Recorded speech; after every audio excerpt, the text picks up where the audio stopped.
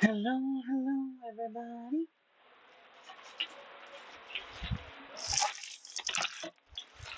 I am going to clean while we stream.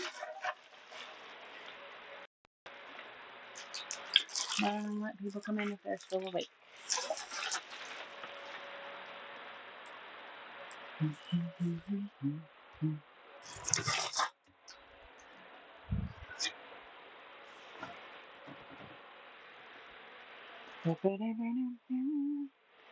Just letting everybody come in for a few minutes. I've got like kitty kitties wanting me to give them something, like play. I don't know what they want exactly, but it's something.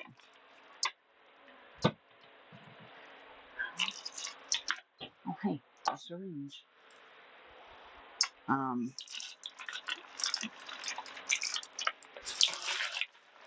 I need to plug that drain back in. That's too nauseating to leave it out. Oh, I just got puke all down my leg. That makes me want to puke. Gross. Hate when it does that. How's it going, everybody?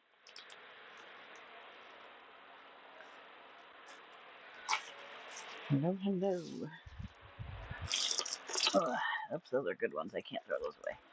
I need those. So it's kind of just a late night, I'm cleaning stream type of deal because I took a nap. I'm kind of wide awake at the moment. So I'm just working on cleaning up. I'm going to fold some laundry while we have a nice little chat. Give you guys some updates and stuff. But the main piece of news is we're less than 2 weeks from my partner moving in and getting things ready for that. Hello, John. So, yeah, we are 2 weeks out. I just realized this might not be. Oh, I guess it's working okay. Yeah. I have new headphones, so I haven't streamed since I got the new headphones. So I am not sure how they fare in OBS. But I thought I would just pop in, do a little bit of updating, a little bit of cleaning, and just have a little chat. I gotta show you guys these new set of bottles that I got because they're adorable. Your kitty says hi. Hello, kitty. My kitties are both sitting here as well. Well, yeah, they are sitting here. Simon would like for me to open his gate up for the night. I will do so momentarily, Simon, after I get garbage out. I've kind of been procrastinating the movement aspect of things lately. Just, that was dinner. That is garbage. So, a little bit of an update for y'all. I'm trying to think of what I kind of talked about last, when I was last on.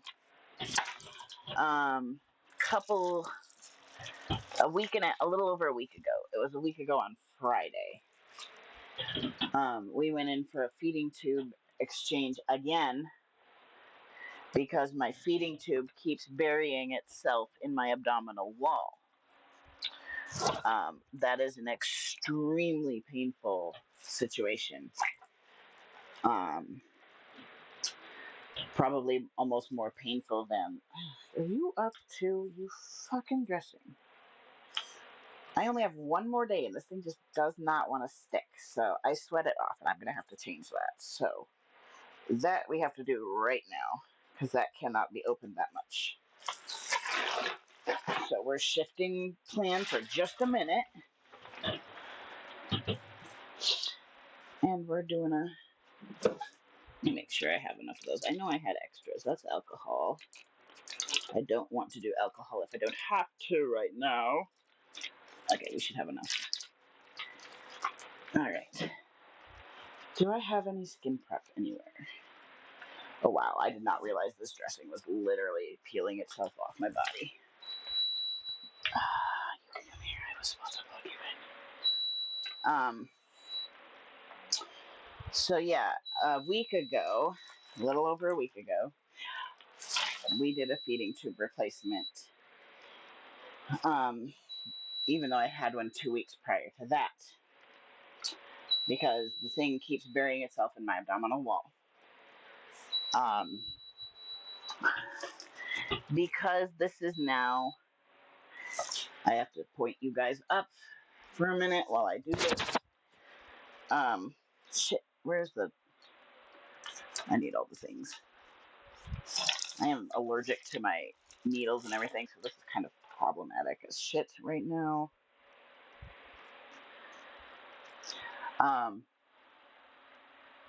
It's just so bad. Anyway, where's my scissors?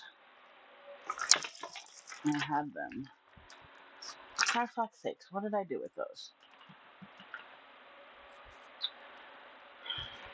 They're there. And the sad thing is, my feeding tube has already started to bury itself again. They decided to inflate the balloon more, because usually with an intestine you don't inflate the balloon all the way, and because it can lead to blocking off the intestine.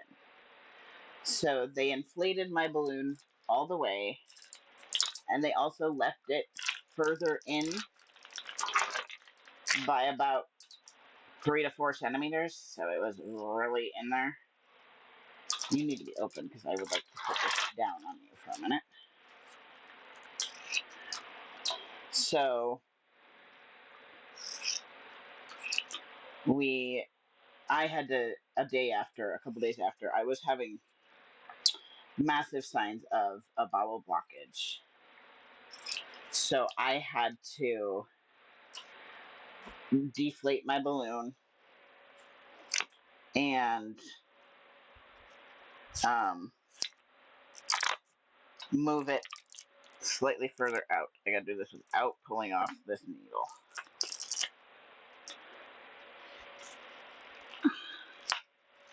If I was not having hydration issues, I would just go without the needle. For that. That one's gonna stay there. Okay, we'll go with that.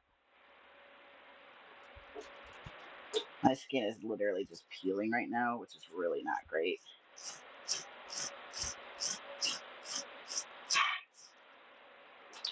It's pretty rough.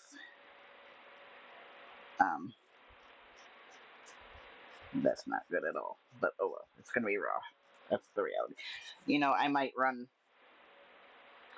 I think what I'll do is I'll run my fluids tonight and de-access this to like in 4 hours. I think that's what we'll do. I did it last week like that, and I think it's going to be something I'm going to have to think about doing because I can't get this reaction to heal up very well. But yeah, anyway. So it looks like we're going to probably have to have a surgery to put in another new feeding tube in a different spot. So we will find all that information out on Wednesday. And we will be going from there with that. I am not very happy about that aspect of things, but I would rather have a feeding tube that's not buried in my abdominal wall and causing a shit ton of pain. So if that's what I have to have, that's what I have to have. And we'll deal with that when that time comes. Seriously, my skin is literally just like peeling off. That is really not great. That would explain why that wasn't sticking real well. Okay. We're going to give this a second.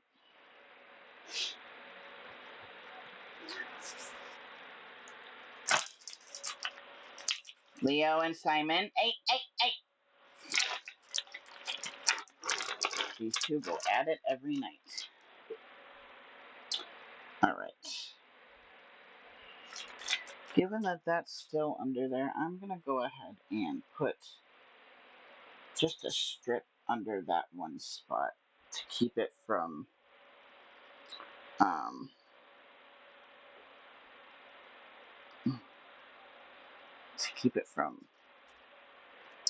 hitting me with that. This is just temporary, obviously, but because now if I'm going to de-access tonight, I kind of am considering pulling it right this heck now, but I'd like to get another round of fluids in, my last round for the week, before I do that. So,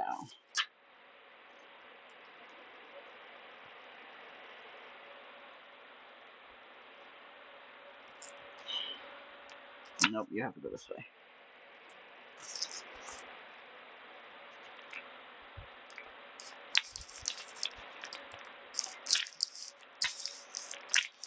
If this only has to last for 4 hours, I'm not as worried about it. But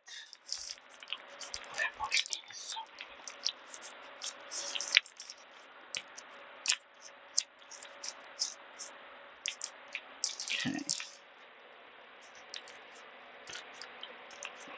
That did not go where I wanted it to go at all. Oh well. It's only in there for 4 hours. I'm gonna go ahead and hook up fluids and run those tonight so that I don't have to so that I have an entire day to treat my skin and get it healed up. But anyway, yeah, we're looking at probably needing another surgery in the very near future because my feeding tube just does not want to cooperate. And that sucks. I'm not happy about that in the least. But you gotta do what you gotta do to have the nutrition. Um, so we are speaking to the surgeon on Wednesday to see what his plans are. Whether it's I'm gonna bring up the should we pull it for a while and let the muscle heal? Should we run TPN for a couple of months, giving that a break before we do surgery? I'm gonna go in with all the questions. But I am not looking forward to this at all. At all. I'm really, really quite upset about it. And I don't know if we can wait till Chloe's here. We're going to try if we can wait till then. But we don't have that much of a choice on when we do this. This has to get done when it can get done. So, but that's that part. Still dealing with the bowel incontinence. That has not changed. It's still really frustrating. But I'm going to show you guys these real quick. I have to take these in the kitchen in a bit and clean them. But I found these on Amazon for like 36 bucks for the set, and it's 4 of them. But look at this. There's a little mushroom. This one is needing to be dumped because it was out all night. Little mushroom bottles, and it has a blue one as well. Nice. That's cool. That is really neat. We are making quite use of the reusable bed pads. I will tell you that much. I've got 3 of them. One of them's like a big one for the bed. 2 of them are like for the floor for changing, so that I'm not like getting shit all over my butt every time. Okay. Oh shit! Did I just rip a hole in that? I did. Okay. Shit. It's so itchy. I just got to get 4 hours. Let me get my IV going so I don't. I'm not even gonna bother with that, other than putting a piece of tape on it. I'm gonna have to take Benadryl probably because this is starting to get. I'm starting to get really, really itchy. But the bed pads have been a lifesaver. the last few days especially. Um, I woke up from a nap to an absolute blowout, like up my back, out the sides. It was bad. Probably the worst blowout I can remember, quite honestly. Um, it was bad. I had to wash my whole outfit. I had to wash the bed pad. It was. I'm like, what did I do? Like fight a battle in my sleep? Like, did I roll the heck all over? But that one was kind of mentally hard for me. Um, and yeah, but it's getting a little bit easier to manage, at least at home. It's getting easier in ways. I am burnt out on changing diapers. Like, that has literally been what I do every day, like 6 times a day, is change diapers and hop in the shower to clean off because I physically can't do like wipes cleanup by myself. I can't maneuver in that way without hurting myself. So I can't do it. I just have to hop in the shower and hose off basically and clean up. And my skin is just, yeah, a lot of people call it shit foreman. That one's also known for basically causing IBS as well. So yeah, it's a rough medication. But it's just been a lot of adjustment. Thank God I have yet to be out long enough to have a messy accident. Um, I freaked out the day before I had to go to Kansas City because I was pooping myself like 6 times a day, 4 to 6 times a day. I'm like, how the fuck? We have to wake up and go to that Kansas City. Usually in the first hour I'm up, I have a messy diaper. Either I wake up to a messy diaper. Well, typically what happens is I'll wake up to a messy diaper and then about, usually within an hour, we're messy again. And then I usually get a couple of hours, a few hours in between in the afternoon. And then at night, it's pretty full on. Last night, I literally changed a poopy diaper. Like, I woke up from a nap, changed a poopy diaper. Within 30 minutes, I had pooped again. Which probably what happened in that case is that my body just didn't finish while I was asleep. It went most of it and it didn't finish. So when I got up to go into the kitchen to get a drink, it just was like, hello, gravity took over. I did about cry at that point. I was so upset. I was just like, you've got to be kidding me. Wasn't wet, nothing, just pooped. Gotta love incontinence when you have no colon. Like, there is incontinence for people who have a colon and have like normal digestive tract. Like, you haven't had your gallbladder taken out and stuff. Like, you've got a normal digestive tract. All the parts are there. It's just they don't work completely. When you take out a colon, it completely changes things. Um, Within about 30 minutes to an hour, sometimes 2 hours of eating, I poop. Within, 2 hours of waking up, I poop. I think the longest I've gone without messing a diaper is 5 hours. And overnight, obviously, I don't change multiple times overnight because I don't typically wake up for that. I'm not going to try to wake myself up to a poopy diaper. If I wake up to a poopy diaper, I will, if I'm with it enough, I'll get up and shower. Um, that being said,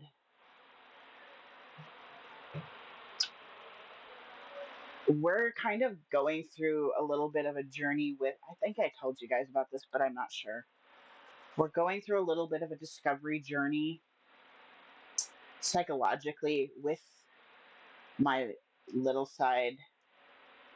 We're trying to figure out if the little side that I talk about most of the time, if that is an alter type of thing, like another personality. Um, so we're kind of trying to figure that out, and we're experimenting with differentiating, allowing Little Side to be more of a separate individual. Um, it's kind of hard to explain, but for me personally, my Little Side is an entity in my head. I can see him. He does his own thing. Um, I can communicate to him, and in a way, it's a very interesting form of communication with him because he's a baby. He's a between 18 months and 2 year old baby. Um, so it's not like you would have a conversation with an adult. But um, we're not sure. I'm trying to figure that out. Um, I will, when I get into therapy, obviously be working to see if this is an alter, if I'm just really good at imagining what my Little Side is like in my head. We're not sure. But for lack of a better term, when he's in control, he doesn't know how to change a diaper. He's a toddler, he's an infant. He has no clue. This boy has, he has a very one track mind, eat, play, sleep, type of deal. He's very much so a a baby. And so when that happens, he's half the time not even aware of it. Like if he's fully in control and the big side is just in the back of the brain chilling, he doesn't understand what went on. And it's always been like that when I am regressed, as I've called it thus far. He's always just not even aware of what's going on. He will get fussy. He gets very fussy if he sits in a messy diaper for too long. There are times where he can go 2 hours in it and be fine. There's other times where 5 minutes and he's a wreck. Um, but there's been situations where he's been in control when we've had a number two accident, and I've had to figure out how to be in control of the body enough to do the change because he has no clue. So that's been a very interesting thing that's gone on while this incontinence stuff has been going on. Imagine trying to get a 1.5 year old to change their own diaper, to hop in the shower, and like they can't, and he doesn't. It doesn't even cross his mind. With my dom, if he's fussing or whatever, if they ask what's going on, he doesn't even know how to communicate that he wants his diaper changed. Um, he can communicate it in the head to me, but he can't physically communicate that to the big in charge. So that's an interesting case of we have to figure out why we've got a fussy baby on our hands. Which, if you know babies, there's usually typical culprits. They're bored, they're tired, they need a diaper change, or they're hungry. Um, the fifth one would be they just want to cuddle and be held type of deal. But trying to figure that out, like getting to the point where I can communicate with the outside world what is needed or what I think he needs is not always easy. Um, so that's been a really interesting thing to navigate for me and for Chloe, and we're we're seeing progress in ways. We're seeing mental health change in some ways for the better with doing this experiment and figuring out if he's separate or not. Um, so that's been a little bit of a woof situation for me. Let me grab my IV while I'm sitting here because I need to get this IV run. Ow, ow, ow.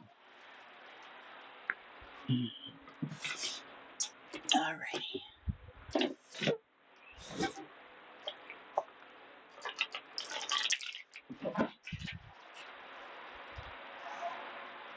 I'm in a lot of pain, so bear with my movements and the shouting ouch in the middle of everything. Drain this drain real quick. There we go. It's Chloe moving here is coming at really good timing.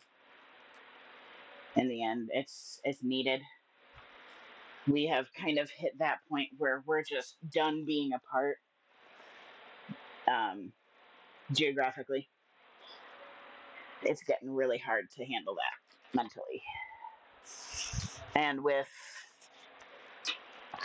handling a toddler in your head all the time, I need some help with that. You know? He's in this state where, he is so attached to Chloe that he's so sad. Like, if they go to bed, he's so sad. And I have to then console a toddler in my head who's just having separation anxiety and upset, Number 90% on a walker. Been there, know that one. The only place I actually do much walking is at home. And that's from the kitchen to my room or from the bathroom to my room.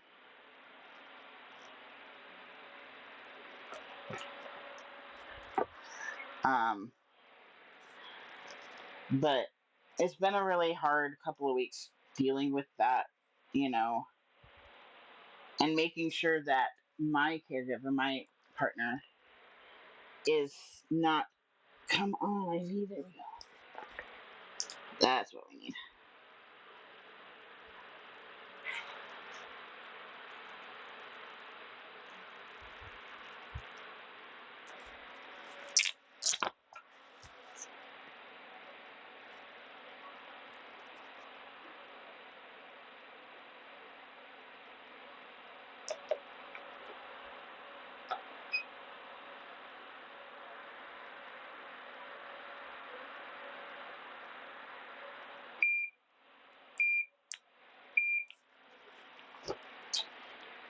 But this is life.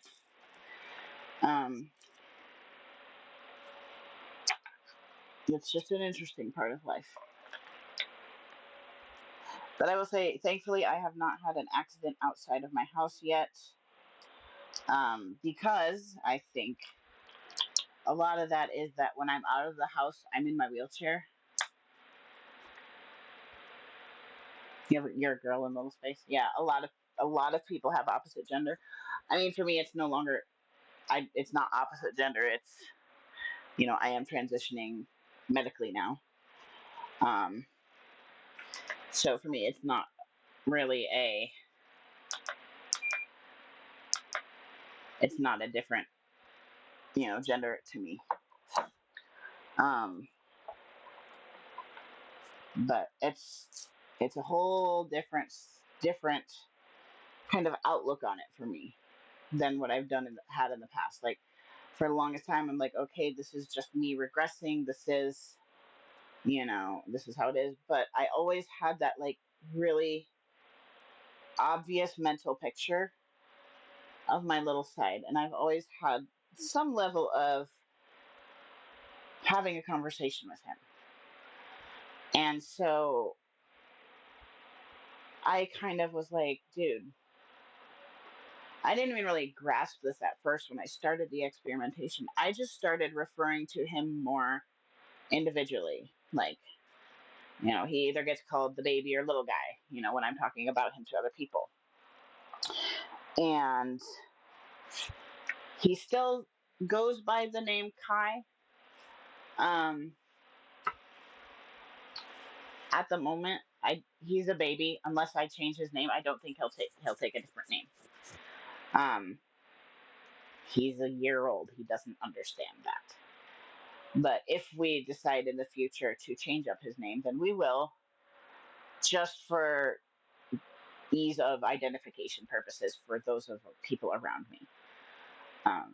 Thankfully, at the moment, we do have a good level of being able to kind of be in control at the same time. Um, a lot of times I'm still able to type while he is kind of in control of most of the body, so I won't be able to verbally speak outside of a couple of words, but I can kind of type.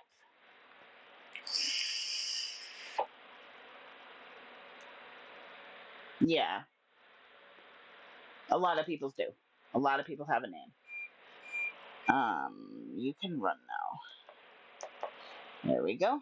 Run. Okay.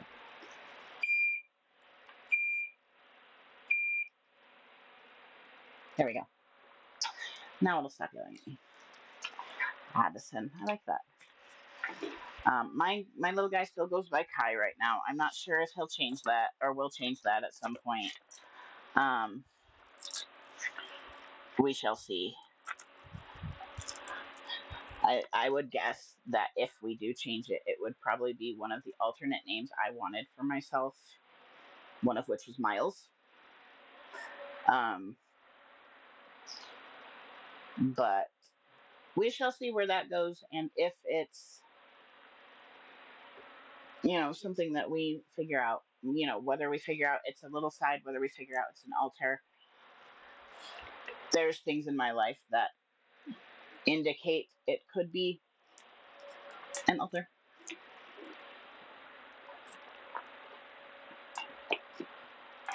I actually was talking to my mom about this today. My mom and I are very, very open. She knows all about the baby stuff. But today I kind of broached the subject with her on this could possibly be an altar. And she's like, quite honestly, I'm not going to be surprised. I'm not surprised by that. She's like, I've always suspected some things that went on, maybe happened. The age of which you go that altar is, if it's an altar, coincides with that type of thing. So we're not sure. And there's not really going to be something I can be sure about without really talking to a psychologist. And I am still waiting to get into a psychologist. It's a long waiting list around here. But that's kind of where we've been at. Trying to manage a baby and poopy diapers is just, yeah, just not fun. This is where my partner is amazing and wonderful and able to help when they get here. Um, so that is going to be a relief in a big way, in a very, very big way. Um, oh, bear with me, guys. The pain level is high today. Uh, but we will see where things go, and I'm going to be as open as I can be about this stuff and the journey with figuring this out, because I think there's a lot of people who probably are a little bit in the same boat, and I want to, y'all know me, I'm about breaking down stigmatizations, you know and I will do so if we discover that this is an altar as well. uh,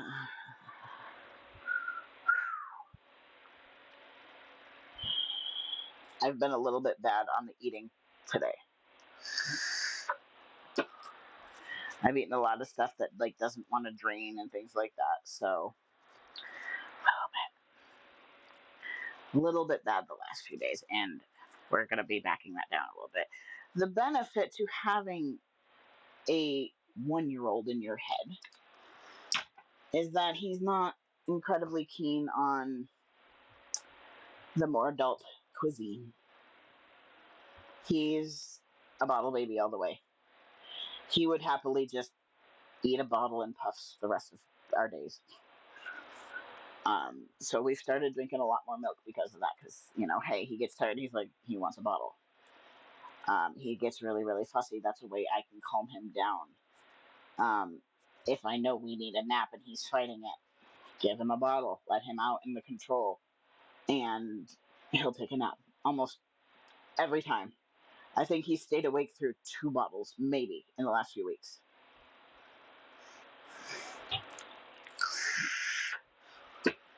Yes, I have been held hostage a lot with Simon. Simon, okay, it's really funny. I'm looking at my analytics here, and I've got, it says 1 viewer, 1 chat rate, and 11 views. So we've got 1, 1, 1, 1. But life has just been so weird as of late, you guys. It's just so different for me.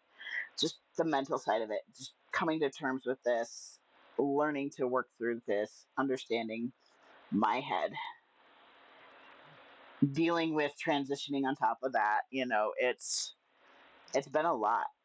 Having the incontinence really kick into gear bowel wise, like the bladder stuff has not changed. Um, Outside of we're having a lot more accidents on the floor because we're going from shower to bedroom to put a diaper on, and that distance is not a great distance. Um, because I have to then get down. I have to put my pad down, get down on the floor, put on diaper cream, put on a diaper. So a lot of times in that space from getting out of the shower to laying down with a diaper underneath my butt, a lot of accidents are happening. Um, it's not great. Last night, literally, when I got out of the shower from that second diaper change within the 30-minute time frame, I couldn't tell if I had peed in the shower because I don't have feeling in my bladder, and when you're got warm water running there, you can't tell if you're not paying close attention. So I didn't know if I had peed or not. So I'm just like, okay, well, we're gonna just keep on going. And it turned out that I had not peed. I had not peed in the shower. I had a very full bladder's worth. Thank God that time I put a bed pad down, and that is my new routine. I wasn't putting the bed pad down because I don't want my cat to pee on it because he's a little bit of a shit. So I haven't been putting it down before I go take a shower. Now I'm putting it down because I'm really tired of cleaning up the floor.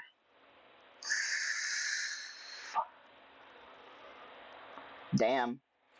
Do you have slow gastric emptying? Like, does your stomach empty slowly? Because I almost never actually feel hungry with the gastroparesis. I'll say I'm hungry, but really what that means is I can feel my stomach trying to digest my tube. And it really only does that when it's got nothing else. So that's how I know, hey, I'm going to throw some food in my stomach. It's going to be drained out, but it at least calms my stomach down for a little while and it gets distracted from the tube itself. Um, and I get cravings, obviously, for foods that I like. I get bored and I want to eat something. Or I'll have, like, when you're tube fed and you go so long without eating, you still crave. It's human nature to eat food. We are designed to chew and eat food.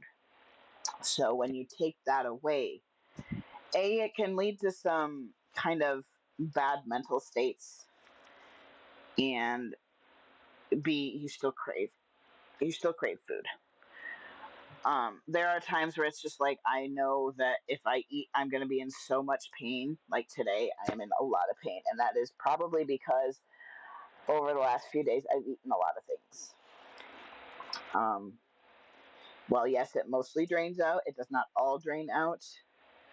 I think we're kind of in a phase where a little bit more is getting through the intestine than it has previously.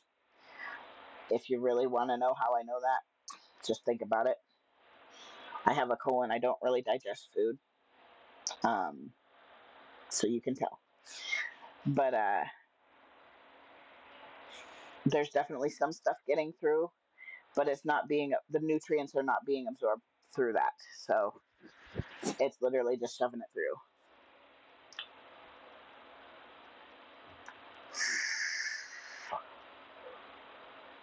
You do have something going on around your lower chest area. Yeah, I am so nervous about Wednesday, guys, because I don't know what else they can do to fix this outside of surgery. And my doctor's been brainstorming for a couple of weeks. He's been brainstorming since this tube change. Um, and so we meet on Wednesday to talk about it. I'm going to bring to him some options because, I also have ideas of things we could do.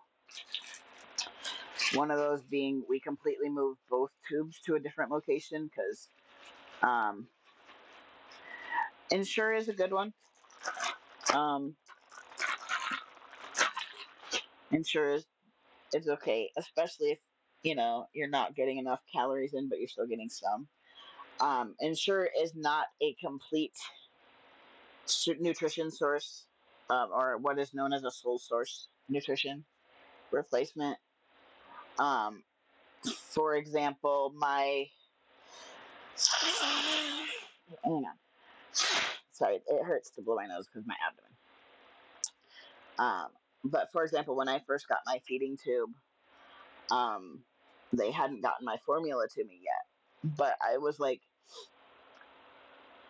we had decided that we were going to switch over to formula and get me off TPN, which is the IV nutrition through my port. I don't do that anymore. This is just fluids. But we quickly discovered that I was not okay on Ensure. It was not enough potassium. It was not enough protein. It was just not enough calories. And I ended up in the hospital with critically low potassium levels. And, I couldn't go home till we were sure that I was going to get these things. So the problem was at that time that insurance would not cover TPN and tube feed at the same time. So we had to get off TPN to get on the tube feed. And there was a transition period in between that. So we had that like 2 week period where I was just doing Ensure, and it was very bad. It did not go well. But thankfully we are stable.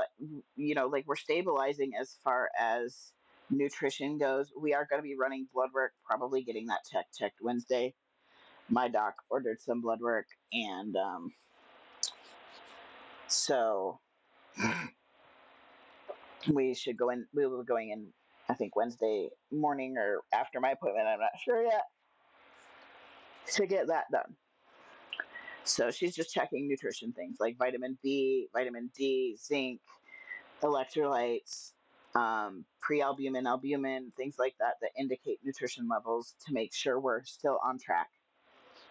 I know that my general blood work, my electrolytes and stuff like that have been pretty normal the last few months, so that's good. But we'll see for sure. Um, I do have a little bit of an update regarding going to the immunologist. I don't know if I had shared this with y'all or not, but I saw my immunologist. It's been like a year since I've seen her. We just couldn't really focus on the mast cell aspect of things right now with all the tube stuff going on. We had to get my nutrition under control before we could focus on diagnosis for the other stuff. And we're kind of at a point where she's not willing to quite say, yes, you have mast cell, purely because she has a couple more things she would like to rule out. One of which I'm pretty sure we had ruled out by the doctor at my local hospital a couple years ago, but she can't always. I don't think she can see that paperwork, so we would have to request tests and things like that for her to be able to see that. So she's probably going to do some testing for that. Um, we were we were going to start an injection called Xolair. It's to treat like chronic hives, different allergy things. It is not FDA approved for mast cell itself, but it is approved for chronic urticaria, which is something that I deal with.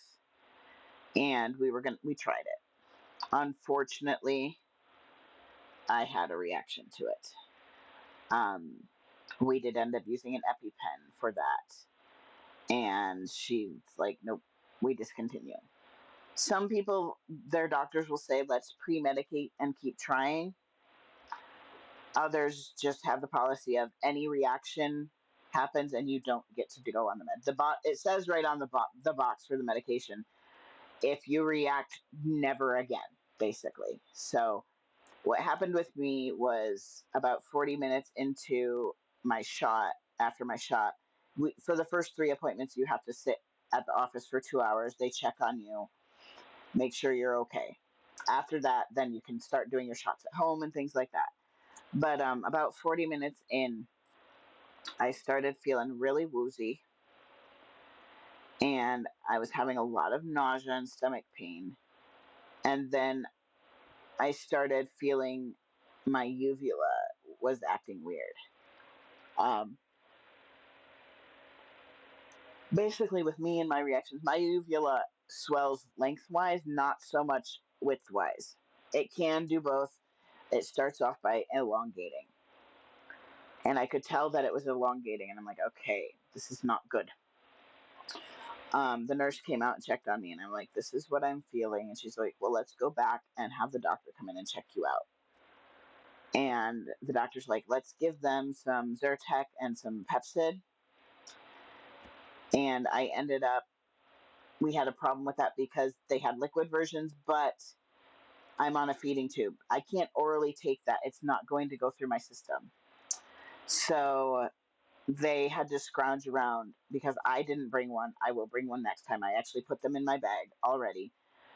Next time I need them, I mean, I'll have them on me. But they had to scrounge around for a syringe that would fit my feeding tube. And in that meantime, she's like, look, your throat's involved. You have 3 different systems involved in this reaction right now. I I think we need to use your EpiPen to make sure this does not progress while we look for a syringe to give you these medications. So I then had to wait another hour. Thankfully, I did not have to go to the ER and wait the 4 hours. They just had me wait an hour to make sure that I was on the track for recovering. If I had had the epi a second time, it would have been go down to the ER. But thankfully, I started to recover and feel better. But my doctor contacted me the following day and was like, yep, we're discontinuing this. Which is a big bummer because this medication has helped so many people with mast cell.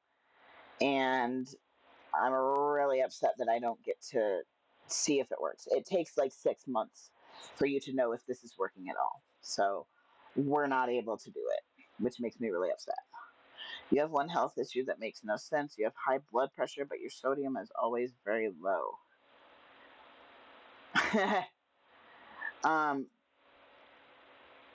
that is a dysautonomia type of thing. That is a dysregulation of your nervous system. For me, um, my blood pressure is pretty normal most of the time, but my heart rate goes crazy. My sodium is always on the low end, um, but that's a dysautonomia. That is an autonomic nervous system dysfunction, probably. If there's no reason why you have high blood pressure, it's probably because your nervous system's just not functioning as it should. Um, and quite honestly, a lot of blood pressure isn't related to sodium. It's just, there's a lot that it's not. So, you might even see, I don't know if you've tried this, but I know for me personally, I have to increase my salt to increase my sodium levels to keep my blood pressure up. But at times it has been high, but it's not affected by my salt intake at all. So it could be you might need to bump up your salt intake, and it might help. You know, it's really hard to know what to do. Okay, no problem. But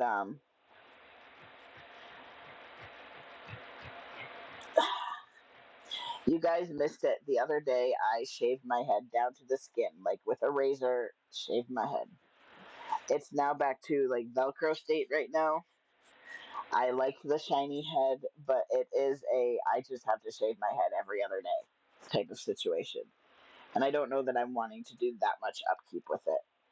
If I had the right electric razor, like I have a flawless razor, um, it doesn't get it. It's not it's not able to get all the turns and curves of your head, so I can't use that one for it. But okay, tell me. Oh, I ate chicken. That's what it is. Sorry that this is gross, but yeah, life has been interesting the last couple of weeks. You know, both mentally and physically. You know, we're just trying to get through. Um, in a lot of pain, in a lot of pain. But nice thing was when I had my tube change on last Friday, not this past Friday, but last Friday. Um, I was scheduled to go in there to have them just deflate my balloon, push it back in, and inflate the balloon again. And thankfully, the triage nurse there was like, she had thought about it a lot. She's like, no, this is going to be so painful. It's going to be so uncomfortable.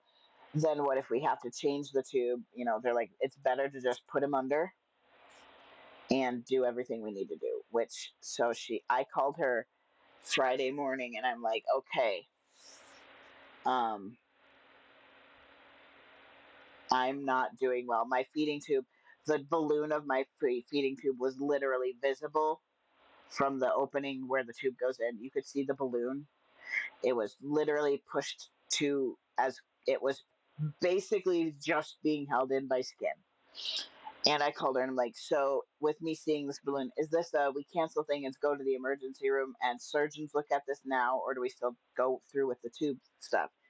And she's like, funny enough, I was about to call you in the next 5 minutes because I had been thinking about this. And she's like, I called the anesthesia team yesterday and asked if they had a slot open for today. And they said, yes, we do. And she said, okay, I'm putting Kai in there. So she's like, I was going to call you and tell you stop eating, don't eat anything. You're now fasting on only waters and clears until like 2 hours before your appointment. Then you stop drinking. So she's like, just go through like if you were going through anesthesia. Thankfully, I hadn't had food in a long time and I drained my stomach. So it was totally doable. And I was very thankful that I was able to go under for this. They did end up changing out the tube completely. So it was really good that I was already asleep because I don't do that awake. So, your face mower. Yeah. I shave my face probably every 2 days right now. Like 2 days in between each shave. My head would definitely probably have to be every other day at least, if not every day. Um, but yeah, I've got my hair braided now because I've been dealing with so much breakage that I have to stop putting ponytails on the top of it because it's breaking. That's a little bit of a testosterone thing, probably. It could also be evidence of I'm not getting enough nutrition. Um, but it is what it is. So, oh Simon, I'm sorry. I forgot to get your toy going. If you guys see me doing this, this is just me getting my tube to drain again because it slows itself down and stops. But so that's kind of where my life has been the last couple of weeks. I know I've been really quiet. I was gonna clean more. I'm in too much pain to clean right now. Just the stomach was, yeah. So I will probably make sure I don't eat much at all tomorrow. I'll just stick to bottles and baby food because that's how I get anything. It is baby food, yogurt, and bottles, and tomato soup. That's pretty much the things that are safe for me to consume almost all the time. Those things will drain. Coffee, I can do. So, um, it's just going to be a week of we just let the baby have it. He gets to decide what we eat. That's the reality of it. If I let him do what, quite honestly, if I let him be the one in charge of what we eat, we do a lot better. So it's kind of funny.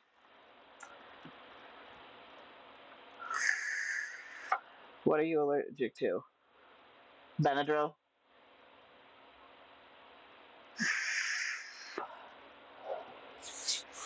But yeah, it's been quite good for me to just let the baby out more. Let him just be more himself. Stop pushing it down, stop pushing him in and making him be quiet. You know, we've definitely seen improvement. Um, it's helping my partner a lot when we're differentiating between the two of us because he knows or they know how to address the situation as if, okay, is this big Kai or is this little Kai? Yeah, a lot of people I know are allergic to Benadryl. It sucks. So thankful I'm not. Um, because that is literally I live. I take Benadryl every day, at least once a day for reactions. So it's yeah, it's my lifeline. But you know, it's but yeah, my partner's definitely enjoying the differentiation. Um, it helps them out. So it's interesting. Life has just been very interesting, and life is going to be really interesting the next few weeks because we're probably looking at a big surgery. Chloe's moving here on the 25th. Like, a lot is going on. A lot is going on in this short period of time. It's probably going to be a situation of they get here and I go into surgery. I hope we can wait till they're here because I would much rather do this with them at the hospital with me than not. Um, so we'll see how it goes. But on the other hand, I am going to be probably starting to sew some cloth diapers again. Not going to sell them anytime soon. And if I do, it's going to probably be a little bit different than it was. But we're going to be using some cloth diapers, I think. We're going to see how we do with it for cutting down on how many disposables we have to use. Obviously, we will not be going full cloth. Um, but we might do some nighttime diapers for cloth. We might do some at home diapers being cloth. We will probably still stick to disposables for leaving the house, at least going out to Kansas City. I will happily wear a cloth around town. We're close enough to home that if I'm really wet or if I mess myself, we can get in the car and go home to change my diaper, or we'll have it with us. And, you know, well, like if I am wearing a cloth diaper, we will always bring a diaper with us and a bag to put in a wet cloth diaper in. But I've literally had to start carrying a diaper bag with me. Like I already have a backpack for my feeding tube and my IV. I have a second backpack with diapers, wipes, butt cream, changing pad, clothing, gloves, disposable bags. Like we go the whole 9 yards. We bought a really long bed pad so that if we do have to change in public, I don't have to touch the ground physically with my body. We have the pad.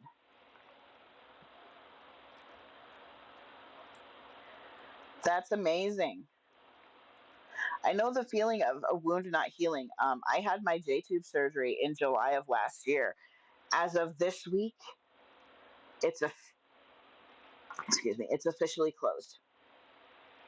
It's finally closed. It took 9 freaking months, basically. Well, July would 12, June, May. Yeah, so 9 months. Yeah, I've used cloth in the past. The reasons I stopped using cloth were that we weren't saving money because we had coin operated laundry. And it was costing us like $15 per diaper load because we'd have to wash it 3 times and dry it twice. And we would sometimes use my in law's washing machine. I'd go over there for the day, do all the diaper laundry, do the rest of our laundry. It would take all day. Um, but I needed more help with diaper changes at the time. And my partner at the time was not willing to do cloth diaper changes. He hated it. The ones that I'm going to be using this time around, we're going to do a different system. In the past, I did a pocket diaper. That's not enough anymore. We have to have, I'm going to be going with like a fitted style diaper, which is basically the shape of, like it's like a pre-fold, but you don't have to fold it. You don't have to pin it. It has snaps or Velcro, or you can use those little snappy things. And then you put a waterproof cover over top of it. It's a full all the way around diaper. So um, that we will be doing it in that way because the pocket diapers just don't have like it's just a center absorbency. I need all around. Especially with the baby being out, he's you know a lot more mobile. He doesn't pay attention to position. Like right now, if I'm out when I start to pee or poop, I can quick rotate into a position that's not going to cause as many leaks. He doesn't understand that. You know, 9 times out of 10, our blowouts happen because not, he doesn't understand changing your position to go to the bathroom. He's not even aware it's happening most of the time. Like, he doesn't know he's peeing at all. He knows he poops. It's just that he doesn't have that, this isn't what's supposed to happen thought process. He's just using a diaper. He doesn't know about a toilet. Um, he's a baby. He doesn't understand it. He's nowhere near a potty training level. So we need something a little heavier duty than a pocket diaper can handle. So that's where we're gonna change it up this time. I already have 2 fabrics I bought because either way, whether we stick with completely disposable or not, I need some covers to go out in public in. So I bought some fabric. I'll show them to you guys real quick. They're right here. They came in yesterday. Um, I've got this one. Where is it? There it is. It's little turtles. It's adorable. This one's my favorite so far, and it's like dinosaurs and stuff. So I'm excited about those.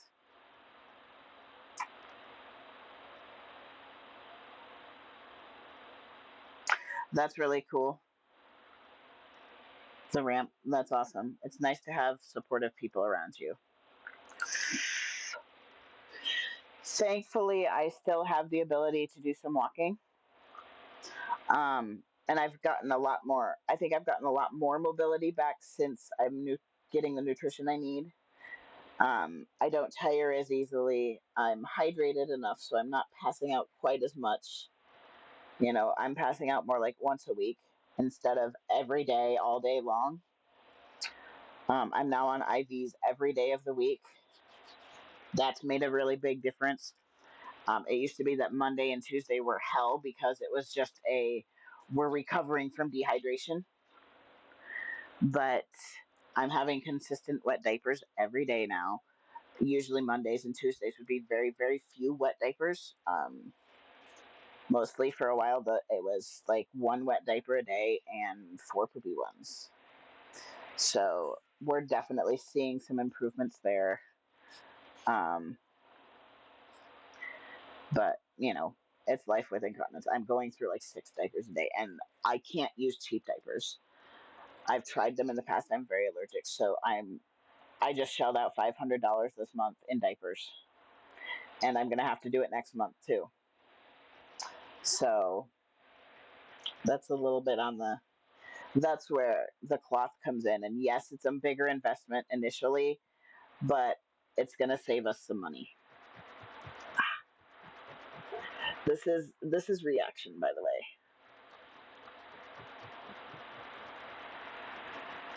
I am due to take Benadryl. So, but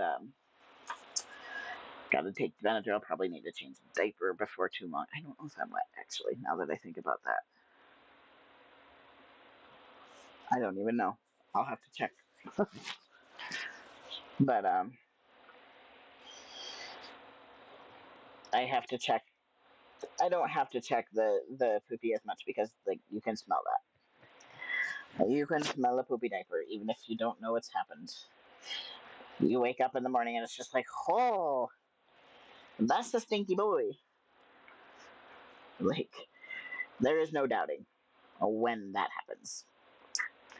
Um, 9 times out of 10, I wake up from a nap with a poopy diaper. I take like 2 naps a day sometimes, um, 1 to 2. So it's 3 diapers a day just in that. If I nap twice, we're gonna have a poopy diaper when we wake up, or it's going to happen very soon after we wake up if we're not already poopy. And I almost always have a poopy diaper at night. It's very weird to me still. I don't know if those of you who are incontinent have ever gone through this, but those of us who especially went incontinent later on in life, I still get like I'll wake up in the morning and forget I have a diaper on. I'll get up, stand up, and then I'm like, oh shit, I'm in a diaper, and oh my god, it's drenched. How the fuck did I sleep and pee myself? Like, I used to be the person that was up. I would have the I have to pee dream, and I'd get up and go to the bathroom. I don't have that dream anymore because it just happens. My brain doesn't dream about it. My brain used to dream about needing to poop, and I'd wake up and have to rush to the bathroom because I'm gonna shit myself. There are several times I did shit myself on the way. Now I don't, and so I have that. It's even though I've been in diapers for like 13 years now, I'm still dealing with that. Sometimes I forget that I'm in diapers and I will wake up wet. So it's just like now adding into the I'm in diapers, I wake up wet, and I wake up to a poopy diaper. That's another shock factor that comes in. And quite honestly, a lot of times I yeet the baby into control for those because he's a lot less anxious about it. Like, the minute we start going, it's like, your turn. You get to be the one in control. You get to deal with that. I will do the cleanup later on. It gives me, as an adult, the time to mentally regulate myself because pooping my pants just is not something that I like to do. It's upsetting when I do it without control. And so for me, it creates a very anxious situation. Whereas for the baby, that's just life for him. He doesn't understand it. He doesn't realize what's going on even. Like he sometimes will indicate to me that like if I'm not in the front and he is, he'll indicate that he's stinky. And then I'm like, well, I'm out. I can go change. Let's go. Do the thing. But a lot of times we end up with him in control when the actual accident is happening because I'm not mentally able to deal with it to that level right now. It's just easier to give him that responsibility. Not that responsibility, but it's just he's a baby. He doesn't care. But I do. I don't like it.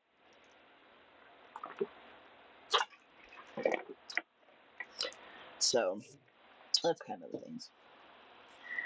But yeah, that's where I've been. You know, we're we're we're getting there. We're figuring shit out. This is a whole nother situation in life that we've just got to figure out. Um, I am looking forward to having help managing diaper changes because it's getting tiring. Showering all the time, funny enough, is actually really bad for your skin. My feet are peeling and cracking and not happy because I'm showering like 5 times a day. And now, mind you, I'm not like washing my hair I'm not like cleaning my entire body every time, but I am getting in and doing like a lower half shower. I have a detachable shower head. I make sure not to get my port wet, but that many showers is definitely my skin is not too happy with it. So having somebody here to be able to do a change without doing a shower is going to be really good for a lot of reasons. And I do want to say, like, something that a lot of that I've been talking about is with this reality that my little side could be a mental, like, it could be an alternate personality type of deal, another person in my head. The funny thing is that I, as the adult, still do have regressive desires.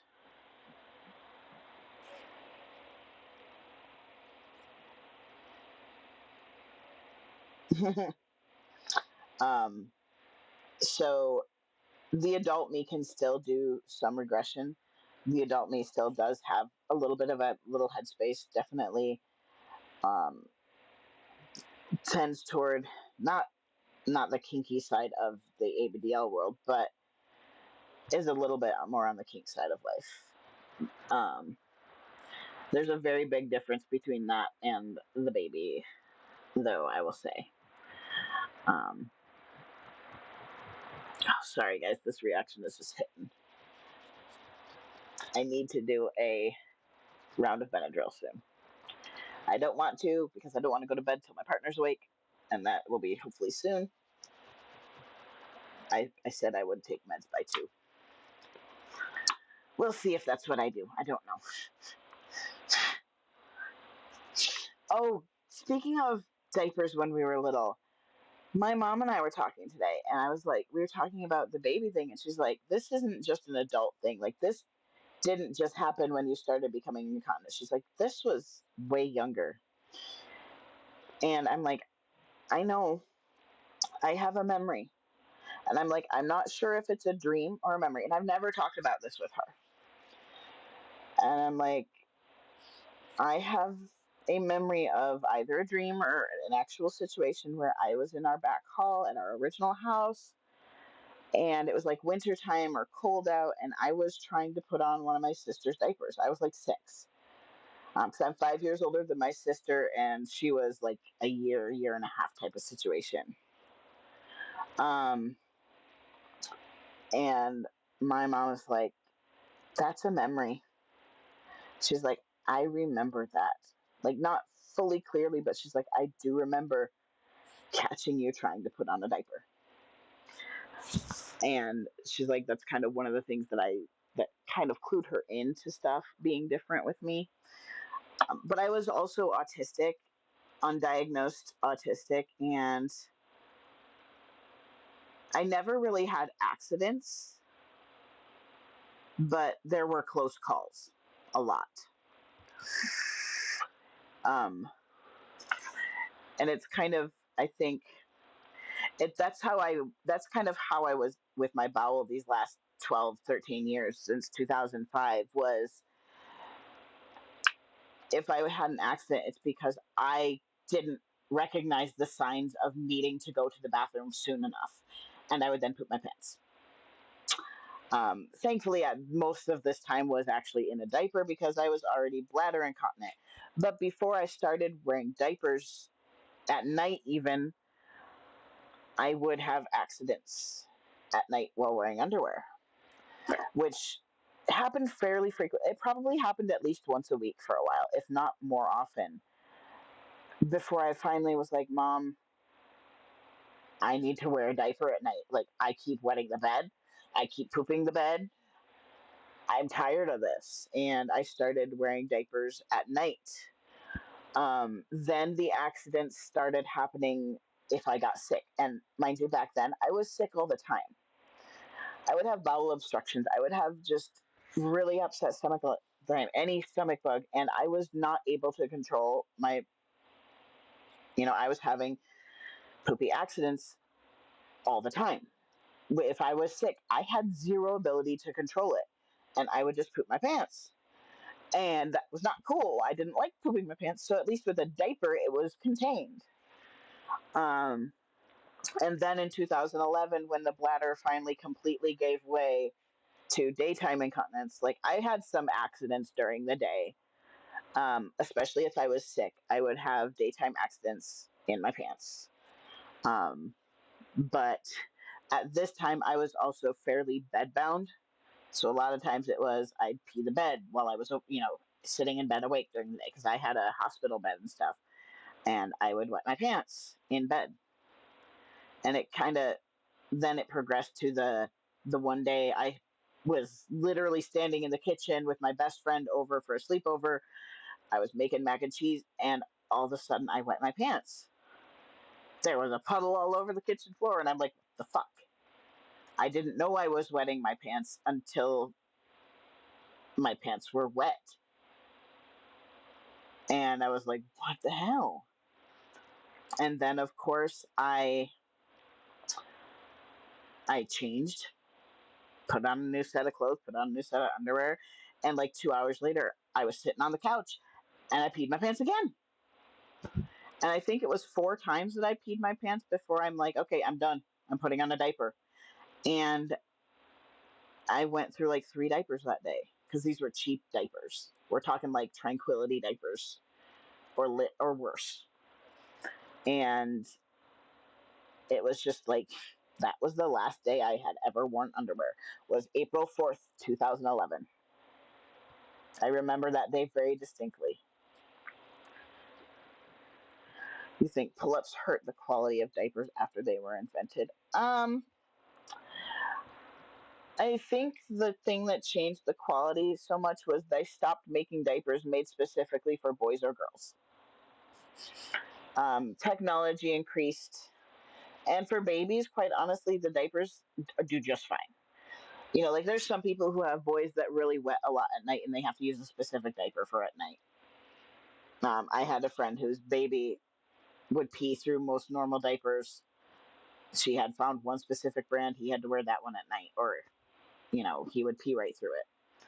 So I don't think it's necessarily that pull-ups hurt the quality of diapers, but it became especially in the adult world, it became, hey, these are more like underwear. They're discreet. A lot of people had more of like a leak incontinence than they did the flooding, like I do, and like a lot of us do. It was more stress incontinence where they'd leak a little bit if they laughed or jumped or coughed or sneezed, or it was like more of like a slow leak. So pull-ups were a lot better option. If my bladder was not such a doozy of a bladder, I could use pull-ups. At least then. I can't now. Um,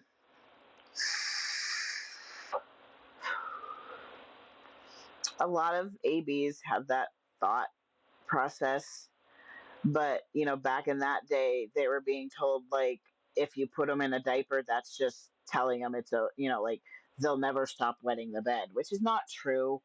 Most children wet the bed because their bladder was developing or growing slower than their body, so they couldn't hold it all night. And if they're deep sleepers, my sister wet the bed till she was like 14. My other sister, I think, was only 5. The rest of us didn't really wet the bed. I have memory of maybe 1 or 2 accidents. I do remember pooping my pants one night. I was probably 3 or 4, and I woke up to go to the bathroom. And I get in the bathroom, and my sister was on the toilet, and I literally just couldn't hold it, and I just pooped my pants right then and there. Like I didn't have the ability to hold it anymore, and I had an accident. I very distinctly remember that one because I was so mad that she was on the toilet and I pooped my pants. But I don't think I really had wedding accidents until I was an adult, until my surgeries happened. Um, I had some situations where I was about this close to not making it because autistic appropriate or interception is bad, and I did not realize I had to pee. Like if I got like I do now, I hyper focus on sewing, and I used to do that, and I would almost pee my pants because I forgot to go to the bathroom. There were times where a little bit would dribble out, and I'd rush to the bathroom, but trying to hold it so that I didn't pee my pants. But after my surgeries, those types of situations, I couldn't control them. You know, I very quickly started after my surgeries wetting the bed, because they had operated so close to all those muscles that they just were giving out. The nerves were very affected, so it just became a. I think I went like a year or two with needing diapers when I was sick. Like I would have an accident, and we would kind of know if that happened, I was getting sick, and typically it would last for a couple days where I would, have where I'd poop my pants or pee my pants, and we didn't want to have to deal with that. No, it was 2 years in because I had an ostomy for 2 years and I didn't have messy accidents at all during that time because I didn't have a colon that functioned. Um, but I think I did. I don't think I wore diapers at all until after the ostomy was gone. So I had 2 years of surgery, like a couple surgeries in those 2 years, several surgeries in those 2 years. And then after that point, after my ostomy was reversed, that's really when we started noticing the wetting the bed, the pooping the pants. And I quickly went to diapers at night. Because I'm sorry, you wake up in a wet, soaking bed a couple of times like that, and I made that decision like, nope, I need diapers. I'm not doing this. I was washing sheets and bedding all the time. It was just really not fun for my mental health. And even when I started wearing diapers, my bladder was gigantic. It still is gigantic. Um, and I was peeing through diapers all the time. I started out with Depends and Walmart brand diapers. I was peeing through those. A friend was like, "Hey, try doubling them, see how it goes." I still peed through them. Um, and by that time, I had come across, I think, Abena and Wellness, and then I think after a year of kind of knowing I needed diapers full time, we went to like urologists and stuff like that and started getting diapers through insurance. I still had to buy diapers for at night because I would have to put like four of those things on for them to even come close to functioning properly and holding enough. Like every time I peed, I had to change those diapers. So I was changing so many times a day. Okay, maybe not every time, but at least once, or I think I only got one or two weddings into those, and I would have to change. And I pee a lot. I pee fairly often. I go through 3 tykables a day just from wedding. So I go through a lot of, I do a lot of peeing. I'm on a formula. I'm on tube fed feeds and Pedialyte and IVs. I pee a lot, and now I poop a lot, which is annoying.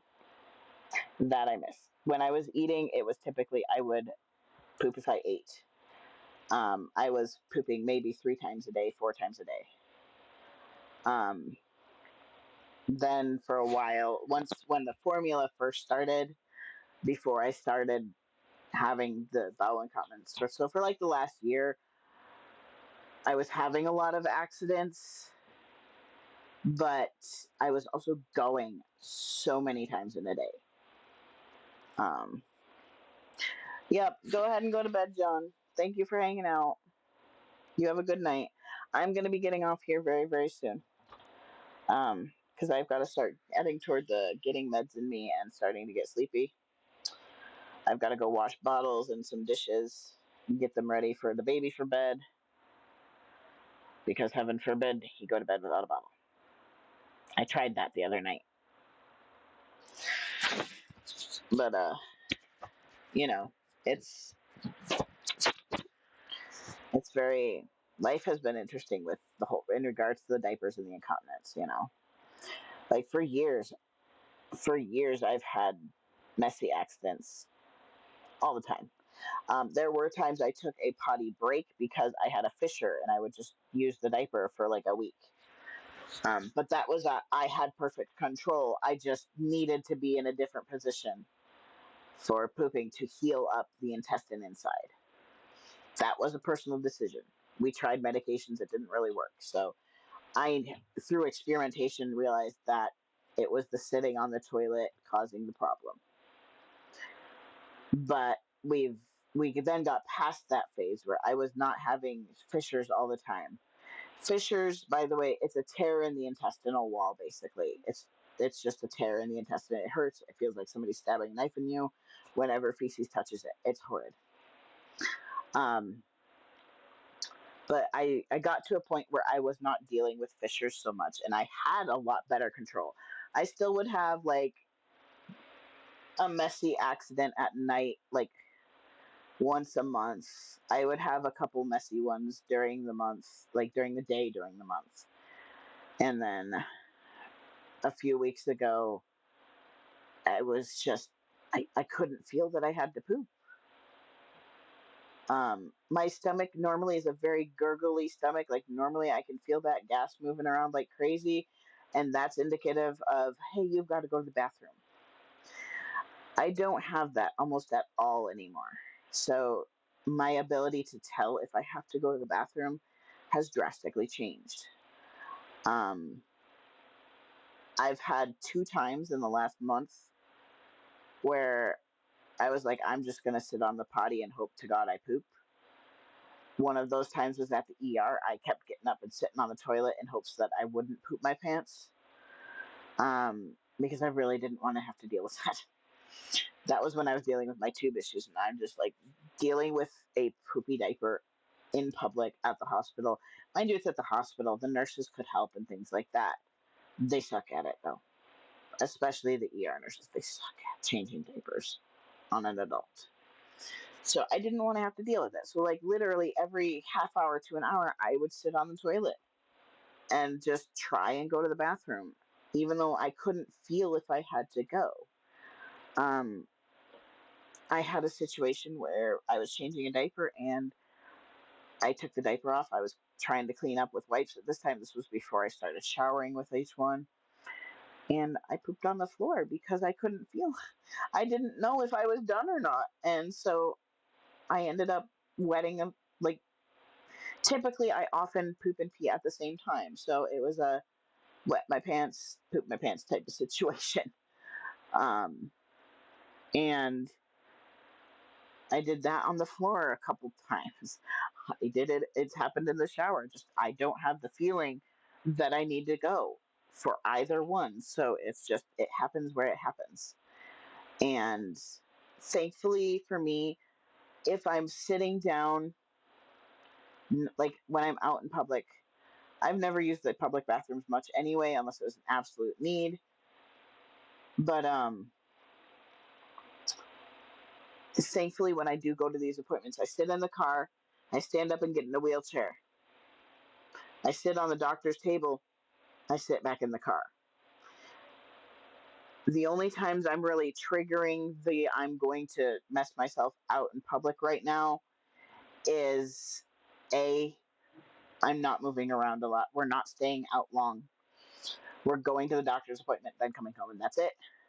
Um, I know that's going to change when Chloe's here because, we probably will do stuff more often, and there's gonna be times that I have to change in public.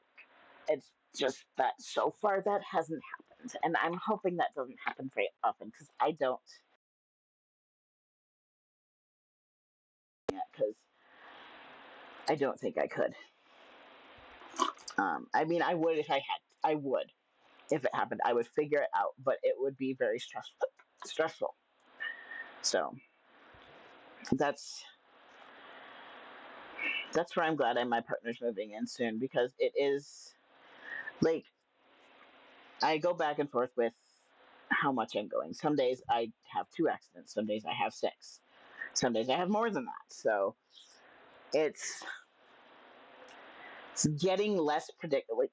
There's certain times where it's very predictable. Like if I eat, I'm gonna poop.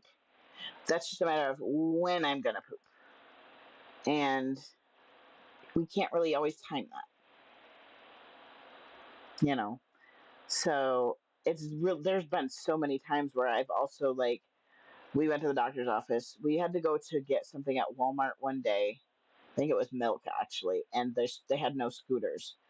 So instead of having my roommate run out to the car and get my wheelchair, I walked to Walmart. I walked with a cart back to the milk and then back out.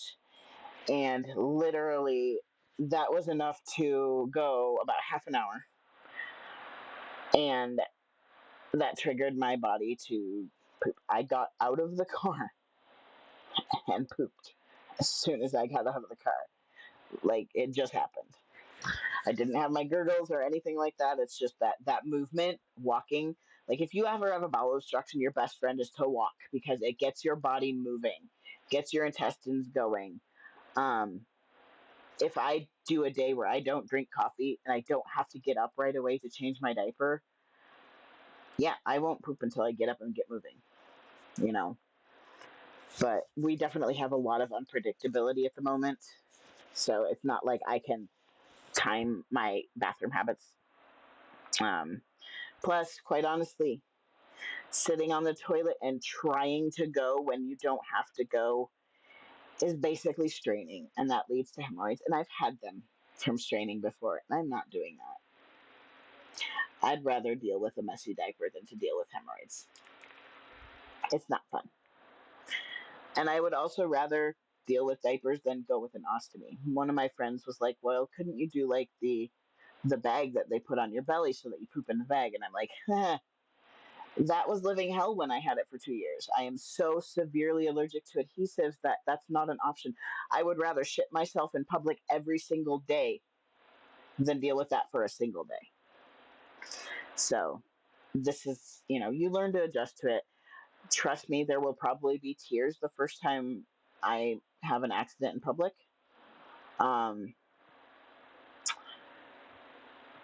it's, it's a really triggering thing for me. Like if my little guy is out in charge, he doesn't give a crap. If he poops his pants in public, he does not care. But I know I will personally probably be really mentally not okay with that. And it'll probably be like that the first few times. And I hope that we don't deal with that very often. Um, but yeah. Anyway, guys, I'm going to go ahead and go. I need to go take some meds. I got to wash bottles and dishes. Um, well, get some dishes soaking and things like that. So my partner's going to be up very soon if they're not already up. But yeah, so um, I'm gonna go ahead and go. I'm trying to hit the right button. There we go. I'm obviously tired, but I will keep you guys updated with when we know what we're doing surgery wise and things like that. So you guys have an awesome night, and I will see you later. Bye, guys.